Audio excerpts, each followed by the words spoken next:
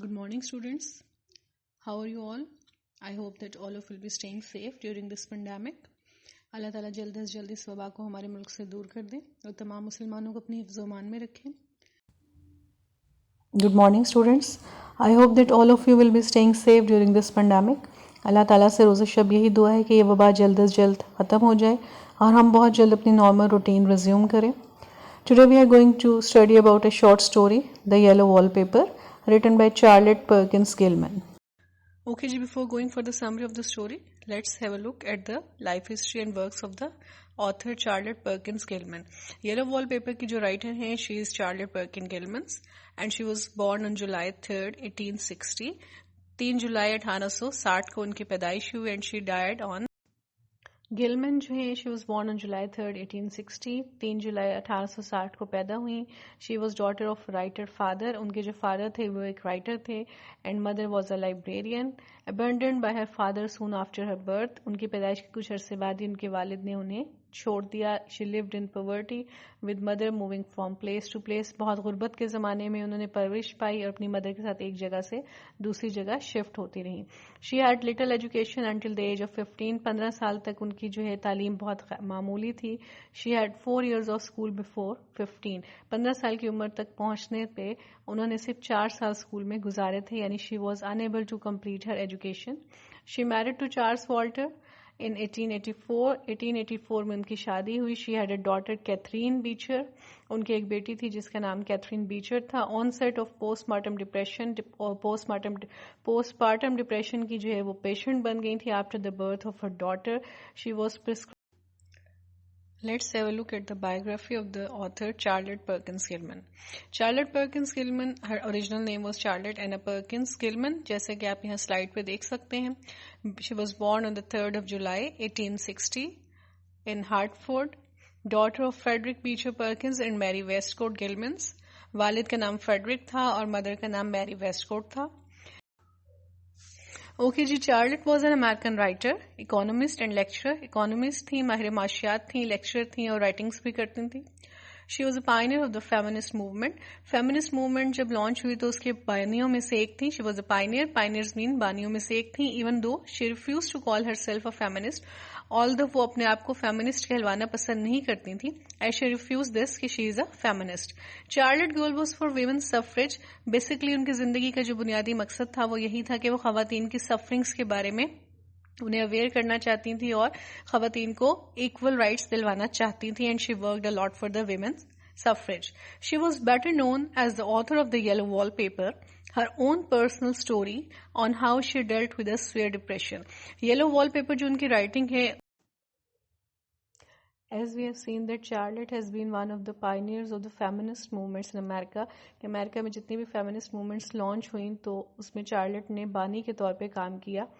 تو we must know what is feminism first. Feminism is the belief in social, economic and political equality of the sexes. Feminism basically ایک belief ہے جس میں خواتین کو اور مردوں کو equal consider کیا جاتا ہے in social, economic and political status. Although largely originating in the West, basically well, now let's have a look at the works of Charlotte Perkins Gilman. پہلے جو ہے ہم ایک نظر ڈال لیتے ہیں چارلٹ کی فیمس رائٹنگس پہ. فکشن کی طرف چلے جاتے ہیں ہم پہلے. Fiction is basically based on imagination. Characters and events over there in fiction are not real, they are imaginative. Most important is Yellow Wallpaper that was being published in New England's magazine in 1892. Then other work of hers is What Diantha Did, Moving the Mountains, The Crux, Benigna, Herland. چارلٹ کے non fiction work پہ ایک نظر ڈال لیتے ہیں. Non fiction Urdu میں کہا جاتا ہے غیر افسانوی ادب کو, جیسے کہ سوانح عمریاں. Non fiction refers to literature based on facts, یعنی وہ prose writing that is either informative اور فیکچوئل رادر دین فکشنل, یعنی فکشنل نہیں ہوتی, امیجنیٹو رائٹنگ نہیں ہوتی. It is that form of writing that is based on facts, real events and real people such as biographies اور history.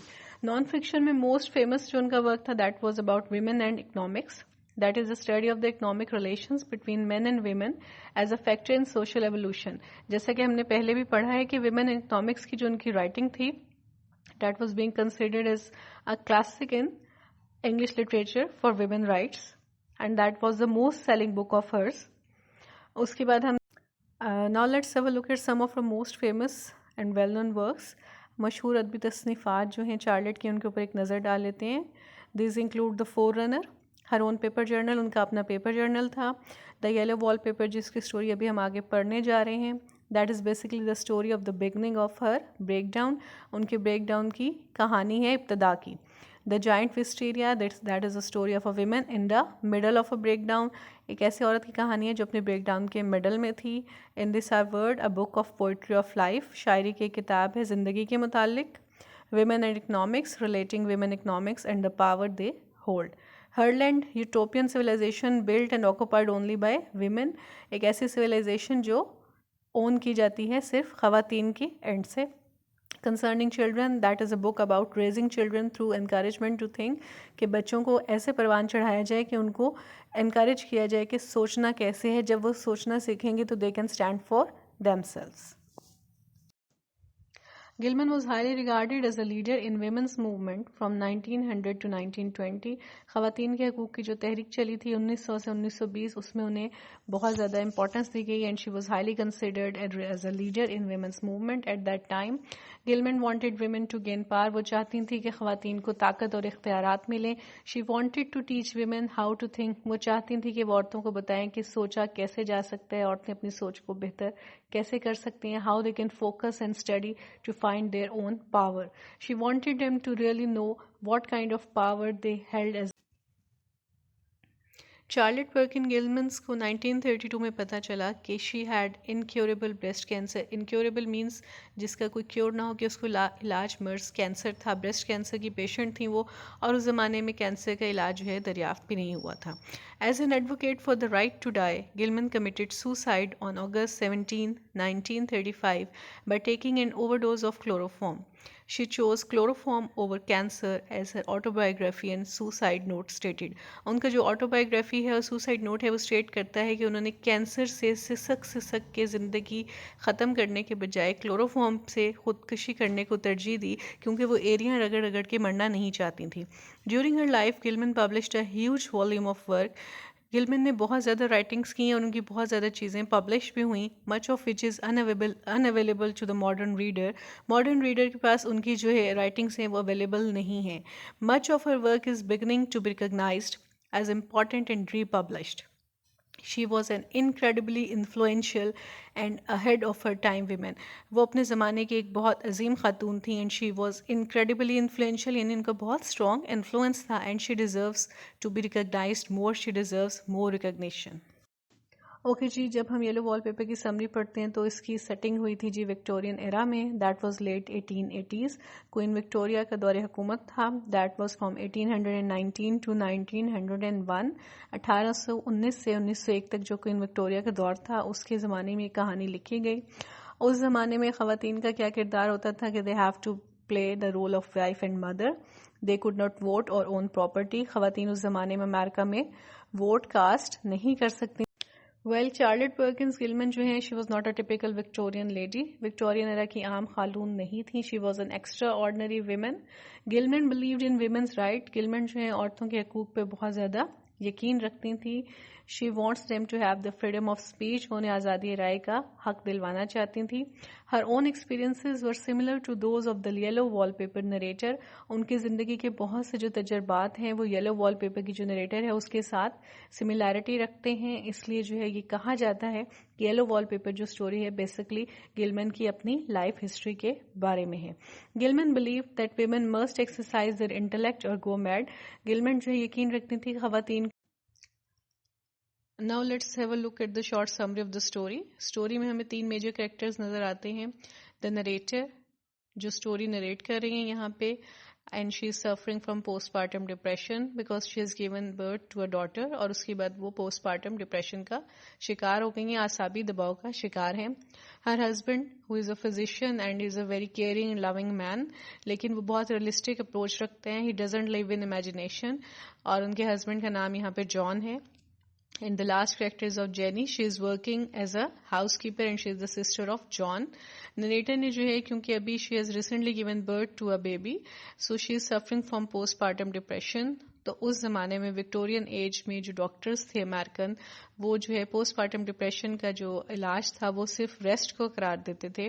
انہیں لگتا تھا کہ ڈپریشن یا ہسٹیریا کے جو پیشنٹس ہیں وہ کمپلیٹ ریسٹ کرنے سے جو ہے وہ ٹھیک ہو سکتے ہیں، اور وہاں پہ جو ہے وہ ڈاکٹرز جو ہیں وہ مریض کو لکھنے یا کچھ پڑھنے سے سختی سے منع کرتے تھے، کیونکہ ان کا خیال تھا کہ جب پیشنٹ جو ہے وہ ڈپریشن کا پیشنٹ کچھ لکھے گا یا پڑھے گا تو وہ مزید سویئر ڈپریشن میں جائے گا اور وہ اعصابی تناؤ کا مزید. یہاں پہ ہم دیکھتے ہیں کہ نریٹر جب کمرے میں رہتی ہے یلو وال پیپر کو مسلسل دیکھنے سے جو ہے وہ مزید ڈپریشن کا شکار ہو جاتی ہے. She is getting more anxious and depressed. اس کو یلو وال پیپر پہ جو ہے وہ عجیب و غریب نمونے نظر آتے ہیں. And it seems that the وال paper provides her only stimulation as she studies its confusing patterns. اسے لگتا ہے یلو وال پیپر پہ جو پیٹرنس ہیں وہ بہت زیادہ کنفیوزنگ ہیں. اور image of a women stooping down and creeping crawling around clarifies each day. اس کو لگتا ہے کہ جو یلو وال پیپر کے پیچھے ایک عورت قید ہے اور اس کا جو ہے وہ آہستہ آہستہ اس یلو وال پیپر سے باہر نکلنے کی کوشش کر رہی ہے. بیسکلی جو ہے یہ نریٹر کی اپنی فیلنگز ہیں، اس کو ایسا لگتا ہے کہ اس کے ہسبینڈ نے اس کو باؤنڈ کر دیا، ایک روم میں قید کر دیا ہے، اس لیے کیونکہ وہ ڈپریشن کی پیشنٹ ہے، اور اس کے ہسبینڈ کو یہ لگتا ہے کہ ریسٹ کرنے سے وہ صحیح ہو جائے گی. Although she is getting more accustomed to depression by this way of treatment. اس نے ایک ڈائری چھپا کے اپنے پاس رکھی ہوئی ہے. جیسے ہی اس کا ہسبینڈ جو ہے وہ کمرے سے باہر جاتا ہے تو she use to write about her feelings on the pages of the diary, اور وہ اپنی ساری فیلنگس کو جو ہے وہ ڈائری میں نوٹ ڈاؤن کرتی ہے، اور اس کے بعد وہ تھوڑی سی ریلیکس ہوتی ہے اور وہ اکسٹمڈ ہوتی جا رہی ہے about the yellow wallpaper. اس کو لگتا ہے کہ جس طرح اسے ایک کمرے میں ڈپریشن کے مریض کے طور پہ قید کر دیا گیا ہے، اسی طرح جو یلو وال پیپر ہے اس کے پیچھے ایک عورت قید ہے جو اس یلو وال پیپر کو پھاڑ کے باہر آنا چاہتی ہے. تو she is all the time busy in looking at the wall paper and writing about her thoughts on the diary. John denies the narrator's request to leave the house and she does not open up to him about the wallpaper. By then, however, the narrator grows paranoid that John and Jenny are interested in the wallpaper too. John جو ہے وہ narrator کی request کو deny کر دیتا ہے کہ یہاں اس گھر سے باہر جانا ہے، اور وہ اس کو بالکل بھی نہیں بتاتی کہ اس کے ذہن میں وال پیپر کے بارے میں کیا کچھ چل رہا ہے. اس کو یہ لگتا ہے کہ جو اس کا ہسبینڈ اور اس کی سسٹر ان لا ہیں ان کا بھی یلو وال پیپر میں بہت زیادہ انٹرسٹ ہے. At night, the narrator helps the shaking women in the wallpaper by peeling off the wallpaper halfway around the room. رات کو نریٹر کیا کرتی ہے، کیونکہ وہ ڈپریشن کی پیشنٹ ہے اور اس کو یہ لگتا ہے کہ اس کے وال پیپر کے پیچھے ایک عورت اسی کی طرح قید ہے، تو وہ اس کو آزادی دلوانے کے لیے یلو وال پیپر کو جو ہے وہ پھاڑنا شروع کر دیتی ہے، اور وہ اپنے پورے کمرے میں یلو وال پیپر پھاڑ کے رکھ دیتی ہے. The next day, Jenny is mildly shocked but understands the desire to peel off the ugly wallpaper. The next night, the narrator locks the room and continues stripping the wallpaper. She hears shrieks within the wallpaper as she tears it off. The narrator tells him she has peeled off most of the wallpaper and now no one can put her back inside. John faints and the narrator continues creeping around the room over him. ہم یہاں پہ دیکھتے ہیں کہ narrator کو کیونکہ اس کے دماغ میں یہ چیز چل رہی ہوتی ہے کہ جیسے اسے قید کیا گیا اسی طرح یلو وال پیپر کے پیچھے ایک عورت قید ہے، تو وہ وال پیپر کو آہستہ آہستہ پھاڑنا شروع کر دیتی ہے اور پورا وال پیپر دیوار پہ سے اتار دیتی ہے.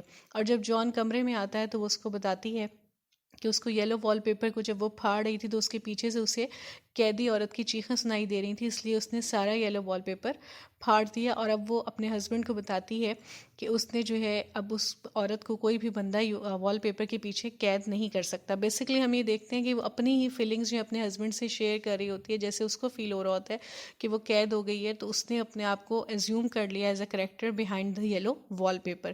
اور جب نریٹر جو ہے وہ کمرے میں جو ہے وہ گھومتی پھر رہی ہوتی ہے اور جان یہ ساری اس کی سٹوری سنتا ہے تو وہ خوف زدہ ہو کے بے ہوش ہو جاتا ہے، جبکہ رائٹر جو ہے وہ ڈپریشن کے موڈ میں ہوتی ہے اور وہ ڈپریس اسٹیٹ میں پورے روم میں گھومتی پھرتی ہے. تو what we have assumed from here is کہ the way she was being treated, کہ اس کا جو ڈپریشن کا علاج کرنے کا طریقہ تھا ڈاکٹرز کا اور جو اس کے ہسبینڈ کا تھا، دیٹ واز کوائٹ رانگ. کیونکہ ہوتا یہی ہے کہ ڈپریشن کے پیشنٹ کو ہم فورس کرتے ہیں کہ وہ بولے, ہمیں اس کے خیالات پتہ چلیں تاکہ ہمیں پتہ چلے کہ وہ کس چیز کی وجہ سے سٹریس میں ہے, اس کے اعصاب کس وجہ سے تناؤ میں ہیں, اور اس کا علاج کیا جائے. لیکن جو امریکن ڈاکٹرز تھے ان کا وے آف ٹریٹمنٹ جو ہے بالکل ڈفرینٹ تھا اس زمانے میں, خاص طور پہ ود دا ویمن, کہ اگر وہ دیکھتے تھے کہ خاتون ڈپریشن کے ہسٹیریا کی پیشنٹ ہے تو وہ اس کو صرف ریسٹ کرنے کا سجیسٹ کر دیتے تھے اور اس کو کنفائن کر دیتے تھے, جس کا رزلٹ یہ نکلتا تھا کہ خاتون کا ڈپریشن مزید دن بدن زیادہ ہوتا گیا, and she was being considered more depressed, اور وہ اپنے آپ کو جو ہے اس یلو وال پیپر کے پیچھے قید ایک عورت سے تشبیہ دینے لگی. تو بیسکلی یہ ساری فیلنگس ہیں, واٹ وی کین سے, کہ نریٹر کی اپنی فیلنگس ہیں کہ اس زمانے میں عورت کو کس طرح کا اس کے ساتھ بیہیو کیا جاتا تھا, how she was being confined, کس طرح کا ان کا جو ہے وہ وے آف لیونگ تھا, اور کس طرح عورتوں کو قید کی زندگی گزارنی پڑتی تھی. They were having no freedom of reading and writing, especially when they were not feeling well. تو ڈاکٹرس کا ٹریٹمنٹ جو طریقہ تھا دیٹ واز کوائٹ رانگ. تو نریٹر نے جو ہے بیسکلی اپنی اسٹوری کو ریلیٹ کیا ہے ود دا اسٹوری آف چارلٹ پرکنس گلمن, کیونکہ چارلٹ نے اپنی زندگی بھی بہت مشکلات میں گزاری, اینڈ شی ہرسیلف واز.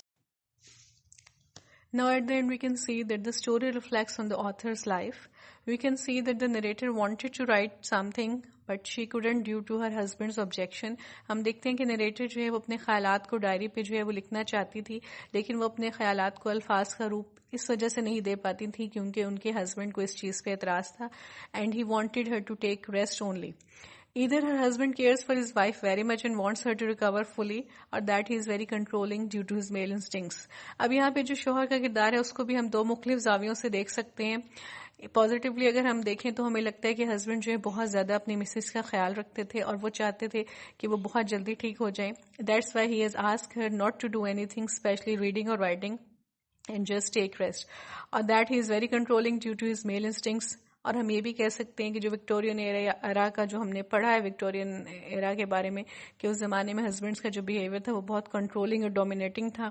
تو شاید اس وجہ سے وہ چاہتے تھے کہ ان کی مسز ان کی اپنی زندگی ان کی مرضی کے مطابق گزاریں, اور اگر وہ چاہتے ہیں کہ وہ ریسٹ کریں تو وہ صرف ریسٹ کریں اور ان کی مرضی کے خلاف کوئی بھی قدم نہ اٹھائیں.